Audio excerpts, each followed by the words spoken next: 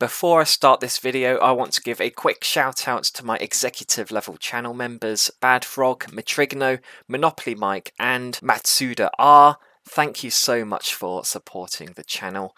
And you know who else I want to give a shout out to? It's of course the viewers of this channel, not only watching the videos, interacting in such a positive way with the various initiatives and communities I show off on the channel, providing amazing comments that I love to read and respond to every time I put out a video, but also, above all else, a lot of you have clearly nominated me for Uplander of the Year 2022. So many of you, in fact, that I have somehow become one of the top 3 finalists for this incredible award. That is something that I never in a million years expected to happen. I was actually stunned when I opened up this article and I saw, we got Masida, Mossy Jake, 2 iconic members of the Upland community. They've done so much for the community. And then my name, Radishhead, under there. It's just unbelievable. And whoever wrote this comment in particular, you brought a tear to my eye. I'm not even going to read it out loud, but it's very nice. So, yeah, I don't really know what else to say aside from thank you so much. I truly don't deserve it. All I do is provide silly commentary on Upland and the my take on the game and strategies and all of that stuff with a kind of a fun take. I try to maintain a positive atmosphere on the channel while keeping things real. I've already said it, but thank you so much. And as I said in my previous video, if you voted for me or not, it doesn't matter. I just want to know that as many of you as possible got your votes in there, because what a fantastic initiative by Upland, right? Player of the Year. And I love these other sections as well. Broadcaster of the Year. We got some huge names in there. I'm a fan of all 4 of these people. In fact, I just watched the Upix podcast just prior to this. In fact, I watched the Upland show today as well by Loyal Doyle. I haven't tuned into Uplando today, but I am a big fan of his work as well. And of course, Designer of the Year. Land for Land is just, huge in that space. So is CMAVs, so is Retry 88. So no matter what happens, everybody on this list is very much deserving of winning some fantastic awards. Thank you so much, everybody. And I'll be talking more about Vegas in a second, but I also wanted to dedicate this portion of the video to the sponsor of this video, and that is The Block Stop. The Block Stop is a Discord server for all things block explorers, and it's only new. It's been set up recently by the Upland Puppet, who, if you've been spending any time at all on the Discord server, you've been seeing a lot of. He is so enthusiastic about the game, and I love his vision for this Discord server. If you're looking to buy or sell block explorers, trade them, even just for showing off your favourite block explorers, this Discord server is for you. It's only recently been created, but I have seen some huge names in the Upland community already joining this thing, including myself. I have a feeling that the Block Stop is going to become a mainstay in the Upland community discourse. Not only that,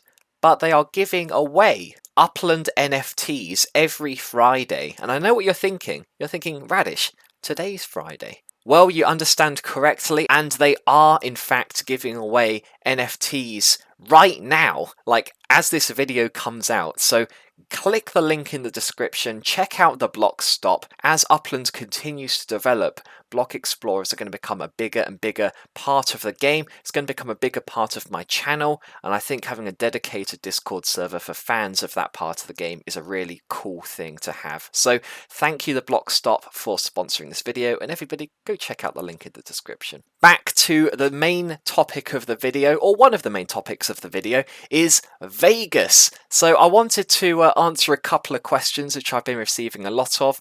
Yes, I am going to be going to Vegas. As you can probably tell from my screen, I've actually been having a bit of a look around Las Vegas because I'm at this point 100% convinced that Las Vegas is going to be the next city release.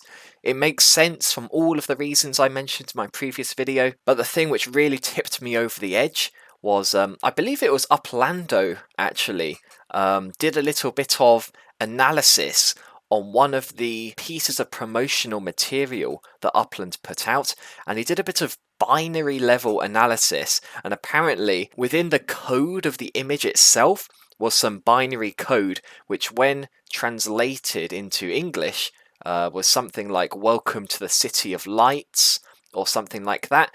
Now, of course, Vegas is known by many names, not necessarily the most famous of which being the City of Lights, but it is certainly one of the names that it's known as. And in all of the recent communications by Upland, if I scroll to the top, first of all, there's a lot of lights going on in all of the promotional material, but also they've literally been calling it the City of Lights in Genesis Week. So there's Upland clearly considers Las Vegas to be the City of Lights, so as far as I'm concerned, that's a confirmed thing. Las Vegas is going to be the next city coming into Upland in June. So I've been doing a little bit of early research. Yes, I will be releasing some collection predictions prior to the release, ideally after the city is announced 100%. So please keep a lookout for that one. I was also scrolling around trying to see where I'm going to be meeting some of you at the hotel, because I will be going to Las Vegas. I said if I was nominated for Player of the Year, I would go. I looked it up. The event is going to be mostly at the Sahara Hotel and Casino, which is towards the northern end of the Las Vegas Strip. So if I zoom out, there's Las Vegas. Most of the strip is actually contained just outside of the city border. But I'm hoping that they will include this Paradise area as part of the city release, as they similarly included Inglewood as part of the LA release. Because I don't think you can have a Las Vegas release without having the strip, right? So I'm zooming in here. This is the Las Vegas Strip here, Las Vegas Boulevard. And if I go a little bit further north, West Sahara Avenue, and there is the Sahara Hotel and Casino between Sahara Avenue and Las Vegas Boulevard. So I'll be seeing some of you there. I'm looking forward to it. Another question I'm getting a lot is, are you going to record something there? Yes, I'm absolutely planning to record something at Las Vegas if I get the time and opportunity. That'll be very cool. Not sure if I'm actually going to be able to upload it there because of limitations on data and all of that stuff, but I'll see what I can do. I think it's time to talk about Holliswood, isn't it? It's been a while since I spoke about that, and that is, of course, one of my main focuses at the moment. So let's see if that effort is actually paid off. Well, I think one of the best ways to gauge the success of a node is just to zoom in on it and have a look at it from above. And I think in that respect, Holliswood is going above and beyond my expectations for this point. It's absolutely booming. Not only are there dozens and dozens of properties in construction, but there's already so many awesome properties that are already built. And for those of you who aren't aware, I'm trying to go for a kind of radishy themed color scheme. I know that radishes aren't white with red roofs, but you can get red radishes, you can get white radishes, so I thought let's put them together, and it's quite eye-catching, isn't it? You got the red roof when you're looking down at it, and then the white and the red I think contrasts quite nicely, so it's really good to see that lots of people have been taking part in building stuff here and following the colour scheme. I think it benefits everybody within the neighbourhoods to have that level of consistency. It shows that we're a dedicated community that is all marching to the same beat. Another great way to measure the success of a node that's in development is to take a look at how much spark is currently being staked in the neighbourhood. And I've got to say, we are doing unbelievably well. I hope you can see this on the screen, but if you can't, we are currently ranked number 2 of all neighbourhoods within Upland in terms of the amount of spark staked. We are right now above Hollywood in Los Angeles, which is a massive neighborhood compared to Holliswood. Hollywood, there's 6,000 properties. We only have 850, and we have more spark than them. That's absolutely unbelievable to me. Like, we've got more spark than Venice, and people are really trying to push Venice, and I think that's a great place to be. Venice is a collection in Los Angeles, iconic. It's 8,700 properties. We're beating them out in terms of spark. So this community is just, we are really truly making our mark on the Upland metaverse here. With this amount of spark, we're looking to encroach on Portage Park for the #1 spot, by the way. So if some of you have spare UPX to hand and you want to help us push that #1 spot, I mean, how's that for an accolade, right? Can you imagine if we were the #1 most staked neighborhood in the entire Upland metaverse? It could happen. And what about the floor price? Because we're here not just to make an amazing community, but also here to add value and to make money. It looks like the floor right now is 66,000 UPX, which I think is a nice, healthy floor. It's obviously considerably more than the mint price for the area, but I think it's actually a very reasonable price for people who want to get in on Holliswood. I mean, there's only about 100 of these for sale, so the price actually starts to ramp up pretty quickly after 66,000. Look at that, 66, 67, 70, 73, 80. It's pretty quick ramp up to 80k, I would say. So anything below that is certainly looking pretty juicy, in my opinion. I would absolutely be buying plenty of properties in Holliswood, at least one a week, but unfortunately, I'm spending all of my spare UPX actually on these direct incentive payments. I am paying you to develop in Holliswood. 4,000 UPX for a small townhouse, 16,000 UPX for a large townhouse, and 30,000 UPX for an apartment building.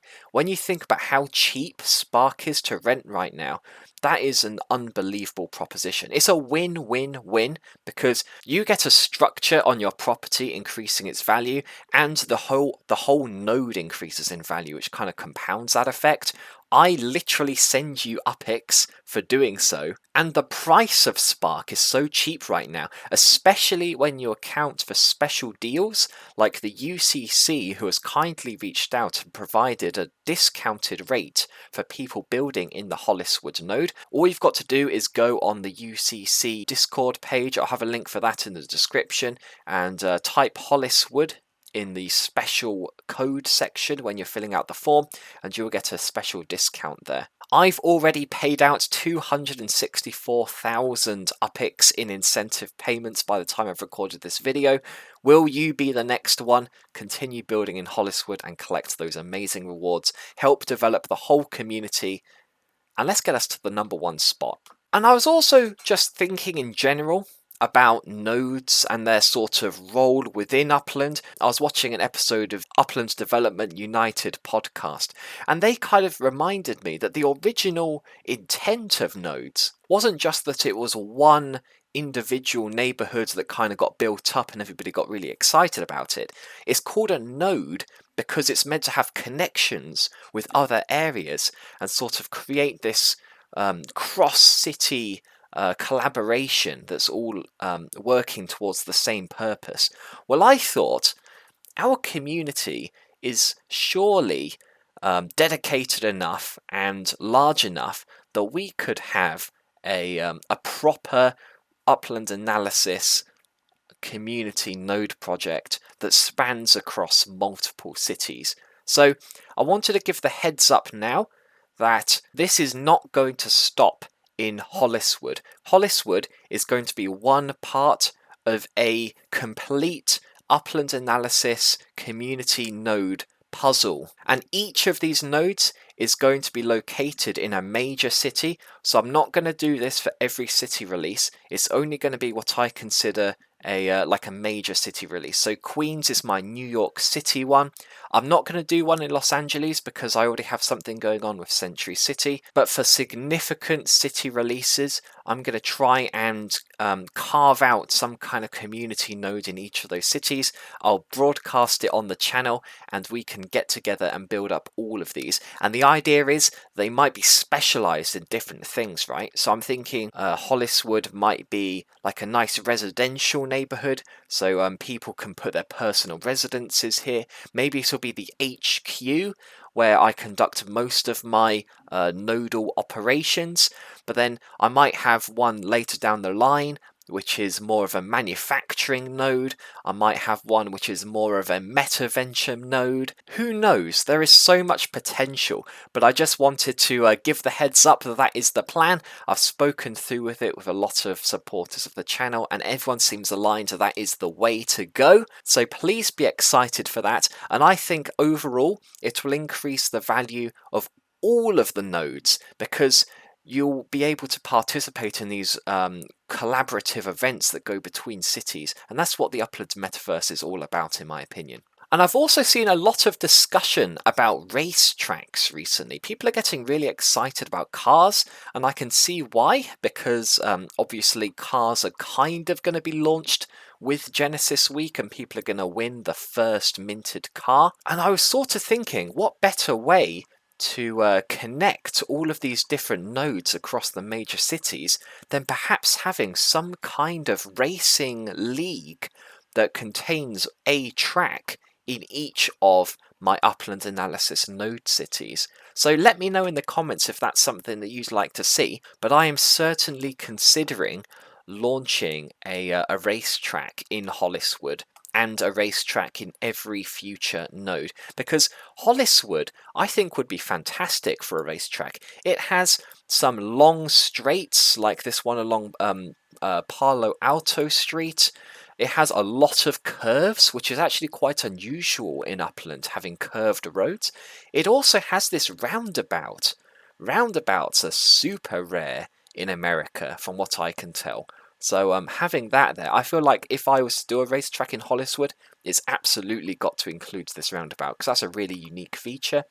And just the fact that all of the streets are actually named, I think that gives a little bit of personality to a racetrack. You can comment on specific corners or straights by referring to the actual names, so it's not just like 18th Street, it's McLaughlin Avenue or Pinto Street, which I think is adds a nice personal touch to a potential racetrack in Holliswood. So yeah, let me know what you think about that one.